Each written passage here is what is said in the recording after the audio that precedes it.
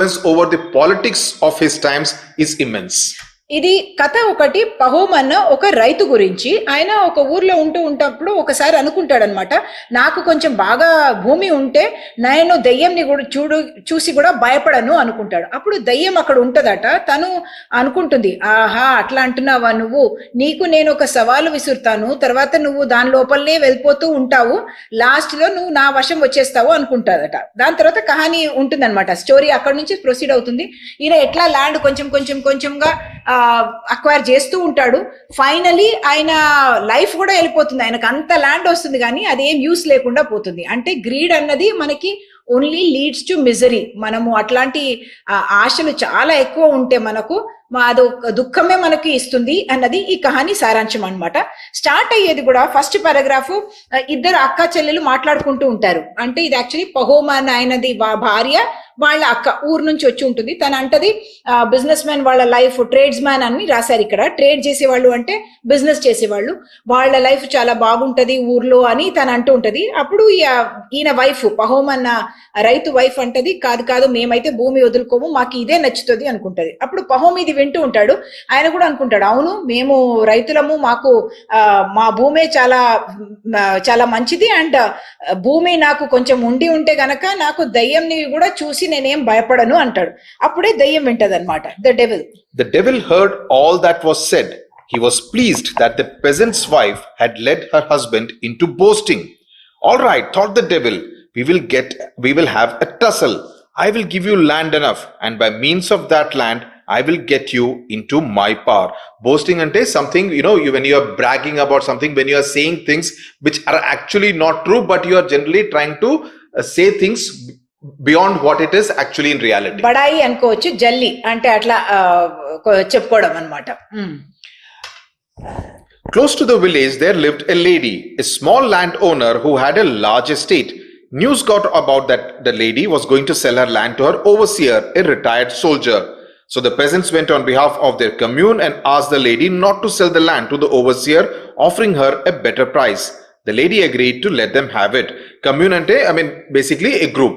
అంటే ఒక cooperative group గా వాళ్ళు అన్ని షేర్ చేసుకుంటూ, ల్యాండ్ కానివ్వండి, అక్కడ ఉన్న బిలాంగింగ్స్ అన్ని షేర్ చేసుకునే వాళ్ళని, ఒక గ్రూప్ లో లివ్ చేసే వాళ్ళని కమ్యూన్ అంటారు. ఇది అంత క్రిటికల్ కాదు, ఈ పారాగ్రాఫ్ మన స్టోరీకి క్రిటికల్ కాదు. ఓన్లీ ఏం చెప్తున్నారంటే ఎట్లా పహోమ్ ఫైనలీ ఒక 40 acres ల్యాండ్ కొంటాడు అన్న విషయము ఈ పారాగ్రాఫ్ లో వస్తుందన్నమాట. అందరూ కొంచెం కమ్యూన్ వాళ్ళు ల్యాండ్ తీసుకుంటారు, తర్వాత ఈయన ఫ్రెండ్ కూడా కొంటాడు, తర్వాత ఈయన ఆ ల్యాండ్ తీసేసుకుంటాడు. కానీ ఆయన ఫైనలీ ఆయనకి 40 acres ల్యాండ్ వస్తాయి. అంటే ఇప్పుడు ల్యాండ్ ఓనర్ అయిపోయాడు అనమాట.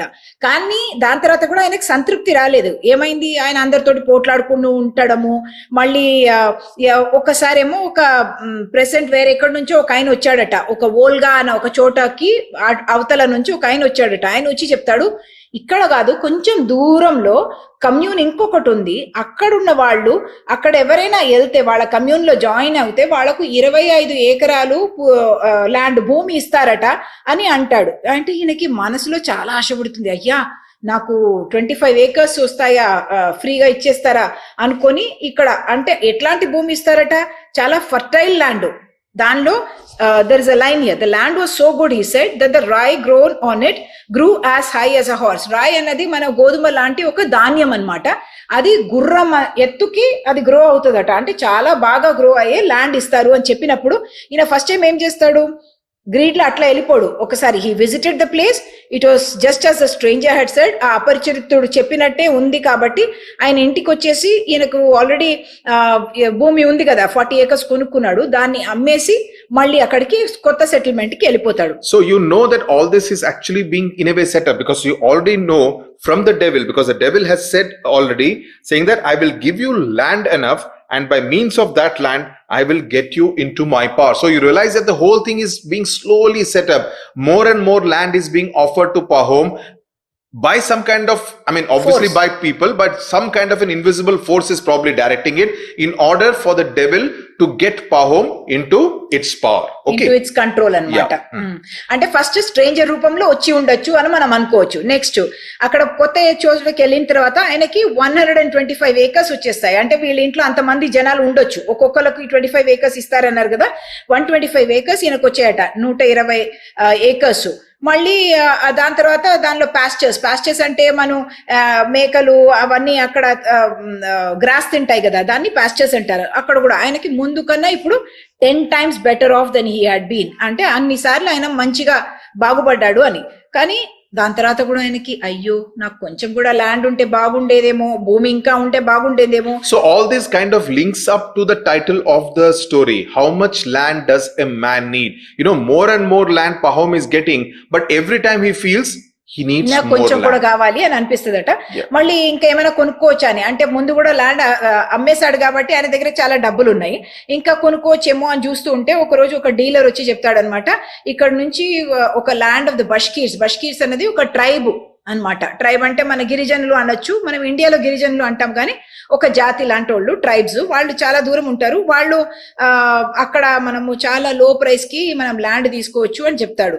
నువ్వు ఏం చేయాలంటే అక్కడ వెళ్ళి వాళ్ళకు కొంచెం చిన్న చిన్న గిఫ్ట్స్ ఇస్తే కూడా వాళ్ళు చాలా సింపుల్ మనుషులు, అంటే they are as simple as sheep, అంటే గొర్రెల్లాగా చాలా షీప్ గా సింపుల్ గా ఉంటారు, చాలా ఇన్నసెంట్ గా ఉంటారు కాబట్టి వాళ్ళకు మీకు చాలా చీప్ గానే నీకు ల్యాండ్ దొరికిపోతుంది. అంటే ఇమీడియట్లీ ఈయనేమనుకున్నాడు, ముందేమో ఫస్ట్ విజిట్ చేసి వచ్చాడు, ఈసారి immediately decided to go to the land of the Bashkirs. ఇప్పుడు ఇమీడియట్లీ వెళ్ళిపోయాడు అనమాట. ఒక ట్రస్టెడ్ సర్వెంట్ ని కూడా తీసుకెళ్లాడు ఆయనతోటి, అంటే నమ్మకమైన ఒక సర్వెంట్ ని కూడా ఆయనతోటి తీసుకెళ్లాడు.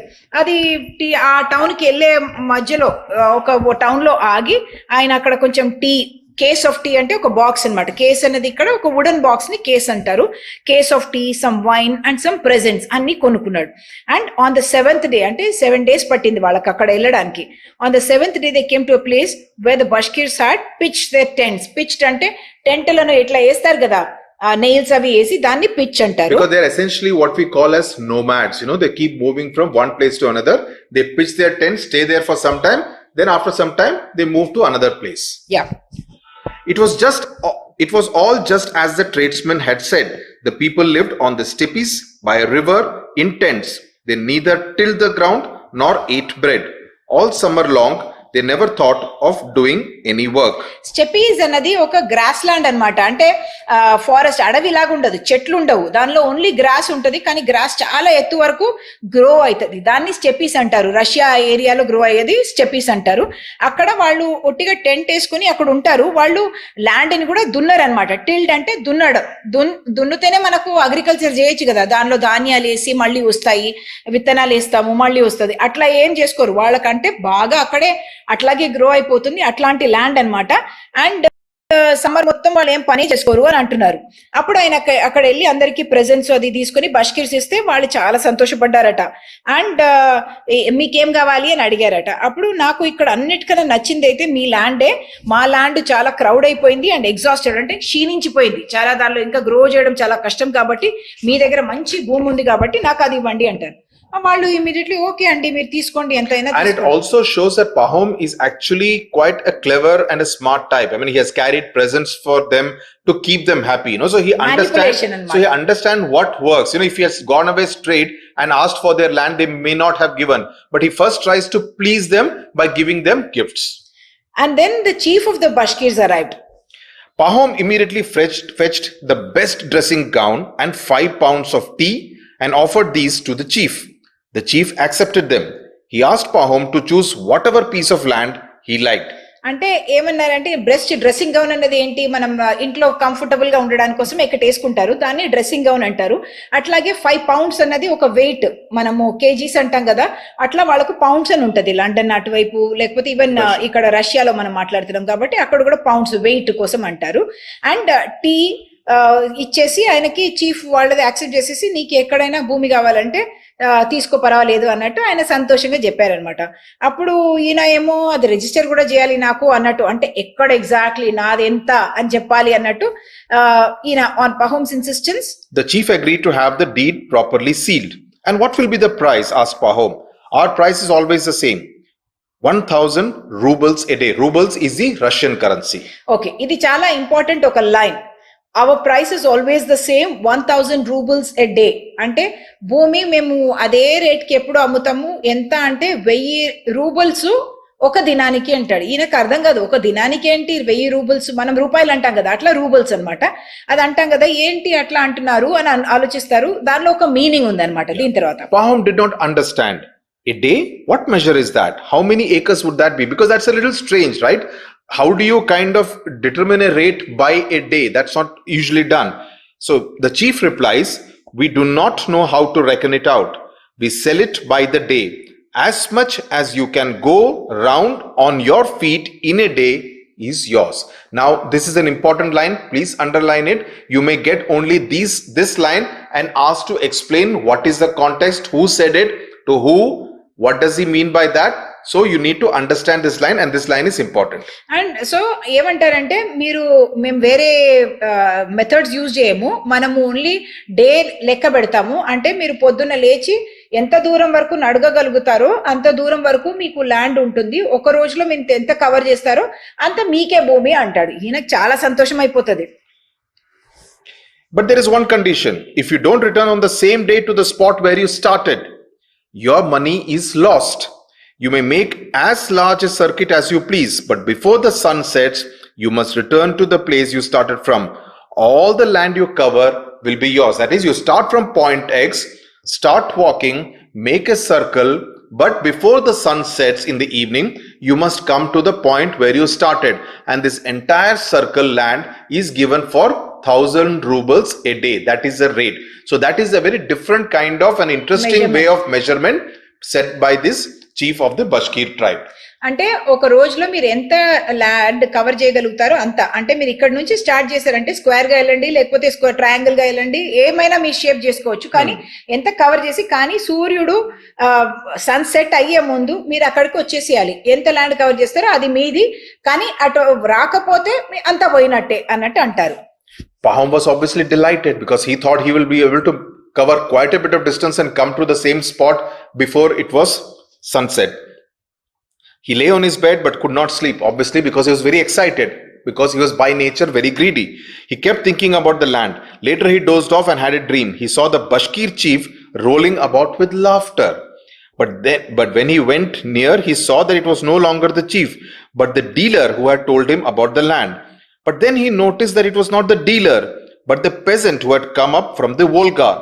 Then he saw that it was not the peasant either, but the devil himself, with hoofs and horns, sitting there and chuckling. And before him lay a man, prostrate on the ground, dead. The dead man was himself. He awoke, horror-struck. There are quite a few important words here which you need to remember, because they may come in section C, in the grammar section, where you will need to know the spelling, the meaning of the word, and if there is any word with the consonant which is silent. So please mark all the important words which we will just explain. It's a very important paragraph even otherwise, because దీనిలోని ఈ entire స్టోరీది ఒక gist కూడా ఉంది. ఏంటంటే different forms లో ఆ devil అంటే దెయ్యమే వస్తుంది డిఫరెంట్ ఫార్మ్స్ లో. ఈయనకి కనిపిస్తుంది కూడా, అది ఆయన డ్రీమ్ లాగా ఒక విజన్ చూస్తున్నాడు, కళ చూస్తున్నాడు. అంటే ఫస్ట్ అయితే చాలా అయ్యో రేపు చాలా పొద్దున్న లేచి నేను వెళ్ళిపోతాను అనుకుంటున్నాడు, కానీ నిద్రపోయినప్పుడు ఇదంతా వస్తుంది. ఏంటి, ఫస్ట్ బష్కీర్ చీఫ్ లాగా ఉన్నాడు, తర్వాత చూస్తే డీలర్ అంటే ఇక్కడ ల్యాండ్ ఉంది అని ఒక ఆయన చెప్పాడు కదా, ఆయన అనుకున్నాడు. దాని తర్వాత డీలర్ కూడా కాదు, ఒక ఆయన ఫస్ట్ రైతు వచ్చి అక్కడ వోల్గాలో 25 ఎకరాలు ఇస్తున్నారని చెప్పిన ఆయన లాగుంది. దాని తర్వాత దయ్యం లాగే ఉంది with hoofs and horns. Hoofs అంటే ఏంటంటే గుర్రంకి కాళ్ళలో ఇట్లా ఉంటాయి కదా, ఒకటి వేస్తారు కదా ఫ్రేము, దాన్ని హూఫ్స్ అంటారు.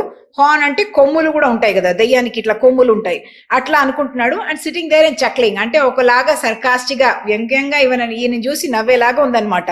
అండ్ ఆయన ముందేముంది, ఒక శవం ఉంది, ఇట్లా పడుకుని ఉంది ఒక శవము. ఆయన చూస్తే ఎవరు అంటే ఆయన ఫేసే కనిపిస్తుంది. అంటే ఈయనకు ఒక విజన్ వచ్చింది, ఇట్లా ఆయన చనిపోతున్నట్టు దయ్యం ఆయనను చూసి నవ్వుతున్నప్పుడు. కాదు సడన్ గా హారర్ స్ట్రక్ అంటే చాలా భయపడి ఈయన లేస్తున్నాడు అనమాట. So chuckling is important word, prostrate is another important word. Chuckling, for instance, there is a silent consonant which is the second C. So you need to remember that. So those are some of the words which you will need to remember from this particular paragraph. Looking round, he saw through the open door that the dawn was breaking. Dawn ante podduna, breaking ante it is just about to become dawn అని అర్థం. If we are to go, let us go. It's high time, said he to his servant. The Bashkirs got ready and they all started. The chief came up to Pahom and stretched out his arm towards the plain. See, all this, as far as your eye can reach, is ours. You may have any part of it you like. The chief then took off his fox fur cap, placed it on the ground and said, "This will be the mark. Start from here and return here again. All the land you go round shall be yours." అంటే ఇక్కడ పొద్దున బష్కీస్ కూడా వచ్చారు. వీళ్ళంతా ఒక చోటకి వెళ్ళారు. అక్కడ చీఫ్ ఫాక్స్ ఫర్ అంటే ఫాక్స్ అనేది నక్క, ఫర్ అన్నది దానికి ఉన్న హెయిర్ ఉంటుంది కదా, దాన్ని ఫర్ అంటారు. దాంతో చేసిన ఒక క్యాప్ వేసుకున్నాడు. అది తీసి కిందకి పెట్టేసి ఇక్కడ నుంచి నువ్వు మొదలై ఇక్కడ ఒక స్టార్టింగ్ మార్కు అదే ఎండింగ్ పాయింట్ గా కూడా ఉండాలి అన్నది ఆయన చెప్తారనమాట. Pahom took out his money and put it on the cap. He considered for some moments which way he had better go. It was tempting everywhere. "No matter, I will go towards the rising sun." He started walking neither slowly nor quickly. After having gone 1,000 yards, he stopped, dug a hole and placed pieces of turf one on another to make it more visible. అంటే ఈయన start అవుతున్నాడు east direction, rising sun అంటే east direction లో వెళ్ళి చాలా తొందరగా కాదు కానీ చాలా స్లోగా కూడా కాకుండా టక్ టక్ టక్ అని వెళ్ళిపోతాడు. అక్కడ వెళ్ళి ఒక చోట కూడా మార్కింగ్ చేసుకుంటున్నాడు అనమాట, ఎంత భూమి నాది ఉంటది అన్నట్టు. After a while, Pahom looked back. At a rough guess, Pahom concluded that he had walked 3 miles. It was growing warmer. "I will go on for another 3 miles, thought he, and then turned to the left. He went straight on for a while, and when he looked round, the hillock was scarcely visible. "Ah, I have gone far enough in this direction. It's time to turn." Around noon, Pahom sat down and ate some bread and drank some water. After sitting a little while, he went on again. At first, he walked easily. The food had strengthened him, but it had become terribly hot, and he felt sleepy. Still, he went on. He went a long way in this direction also. After a while, Pahom looked towards the hillock. The people on the hillock could scarcely be seen. So he has come quite a distance from the starting point. బష్కీర్స్ అక్కడ ఉన్న చోట హిలాక్ లో జనాలు ఉన్నారని అర్థం. ఇదంతా bear land అన్నమాట. ఇక్కడ ఒక డైరెక్షన్ లో వెళ్ళి 3 miles వెళ్ళాడు, మళ్ళీ ఇంకా 3 miles వెళ్తాను అనుకుంటున్నాడు. కొంచెం హాట్ అవుతూ ఉంది, అంటే సన్ వచ్చేస్తుంది కదా, హాట్ అవుతూ ఉంది. అండ్ కొంచెం బ్రెడ్ అది నీళ్లు అది తాగాడు. అప్పుడు కొంచెం శక్తి వచ్చినప్పుడు కొంచెం కూడా వెళ్ళాడు ముందుకు. కానీ ఇంకా హాట్ గా అవుతున్నప్పుడు చూస్తే చాలా దూరంలో అసలు మనుషులే కనిపించట్లేదు ఆ హిలాక్ దగ్గర. "Ah, I have made the sides too long. I must make this one shorter." And he went along the third side, stepping faster. He looked at the sun. He was still 10 miles from the goal because he has been marking, so he has an idea about how much distance he has covered. హిలాక్ అంటే చిన్న hill ని, చిన్న పర్వతం అంటే దాని హిలాక్ అంటారు. "No, though it will make my land lopsided, I must hurry back in a straight line now." Pahom went straight towards the hillock, but he now walked with difficulty. He longed to rest. "Oh dear, if only I had not blundered trying for too much. What if I am too late?" He was still far from his goal. He began running. So that's the first time he's kind of realizing that did he make a calculation mistake by trying to be too greedy for too much land. అంటే ఇప్పుడు last కి ఆయన third time turn అయ్యేటప్పటికి ఆయనకు తెలుసు land correct shape లో నేను అనుకున్నట్టు రాలేదు, లాప్ సైడెడ్ అంటే కరెక్ట్ షేప్ కాకుండా ఇట్లా తేడాగా వచ్చింది అని అనుకుంటున్నాడు. కానీ ఇప్పుడు టైం లేదు, నేను తొందరగా అక్కడ వెళ్ళిపోవాలి, చాలా టైర్డ్ అయిపోతున్నాను, నేను అక్కడ రీచ్ అవ్వకపోతే అన్ని వేస్ట్ పోతుంది అన్నది ఫస్ట్ టైం ఆయనకు అనిపిస్తుంది. తప్పు చేశానేమో, కొంచెం అధికంగా నేను ఆశపడ్డానేమో, దురాశపడ్డానేమో అన్నది ఆయనకు అనిపిస్తుంది. "What shall I do? I have grasped too much and ruined the whole affair." His heart was beating like a hammer and his legs were giving way. Though afraid he would die of exhaustion, he could not stop. So, he's running out of breath. His heart is beating like a hammer that is beating very fast.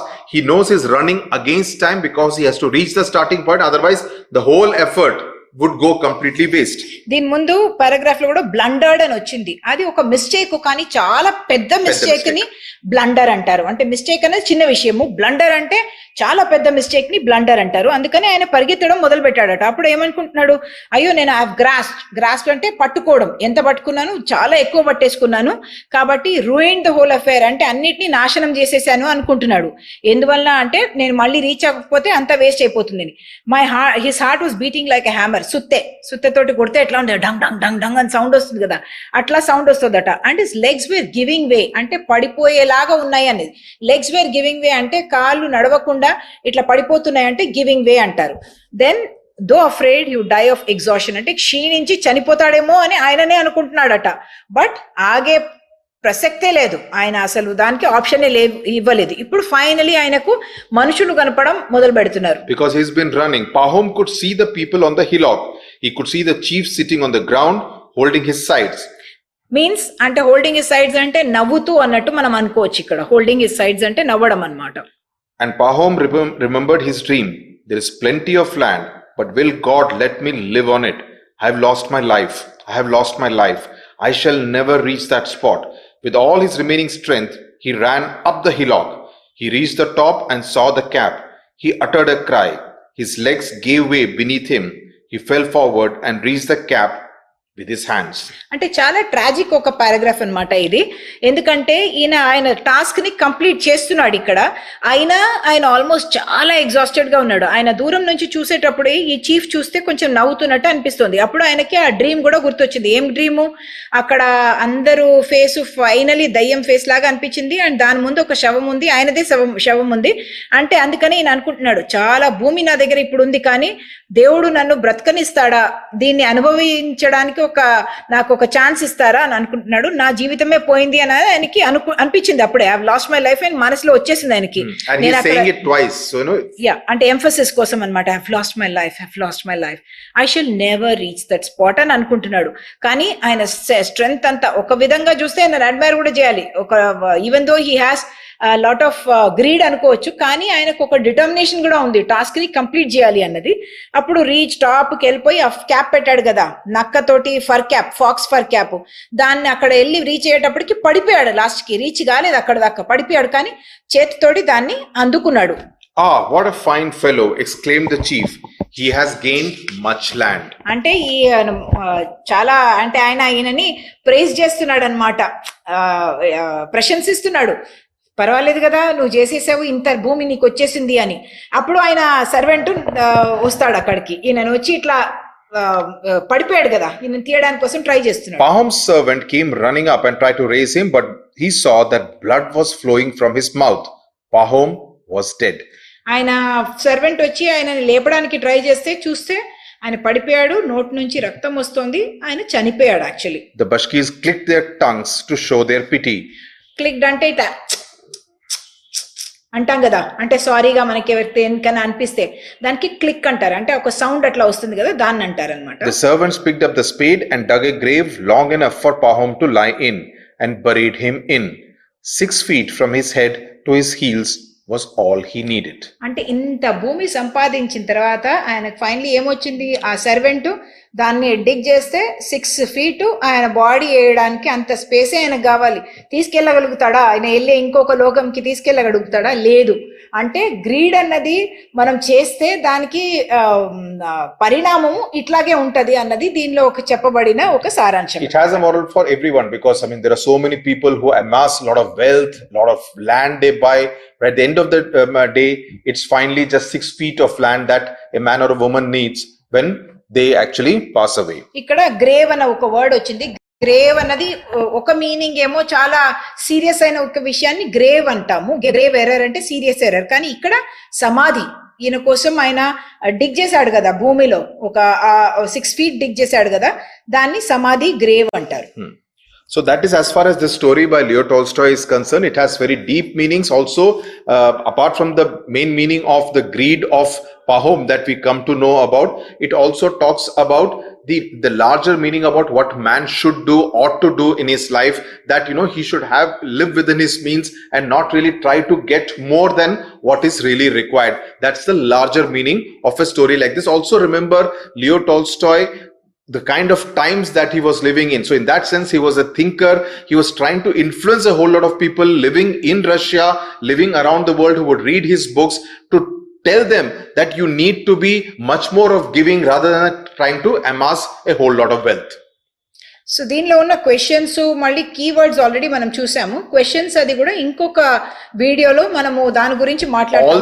All the questions relating to the 5 stories that are the part of the syllabus, like the medal, the antidote by R.K. Narayan, the Leo Tolstoy story, all the 5 stories, we will do it as a separate video lesson so that it can be a very focused approach on how you should write the answers in the examination paper. That we will do in a separate video lesson. అదిగాక దీనిలో ఉన్న paragraphs words అన్ని మీకు section C లో కూడా grammar లో కూడా అవే repeat అవుతున్నాయి. సెక్షన్ బి లో కూడా మీకు ప్యాసేజ్ గా రావచ్చు. అందుకని మీరు మనం చదివిన మెయిన్ పోర్షన్స్ అది దాని నుంచే వచ్చే అవకాశం ఉంది. ఫస్ట్ 2-3 పారాగ్రాఫ్స్ అయితే అంత ఇంపార్టెంట్ కాదు, కానీ డెవిల్ మాట్లాడుకున్నది అనుకున్నది అవన్నీ ఇంపార్టెంట్ అన్నమాట. అవి చాలా ఇంపార్టెంట్ గా రావచ్చు అన్న అభిప్రాయం తోటి దాన్ని మీరు చాలా శ్రద్ధతోటి చదవండి. Right. Thank you so much for watching. Thank you.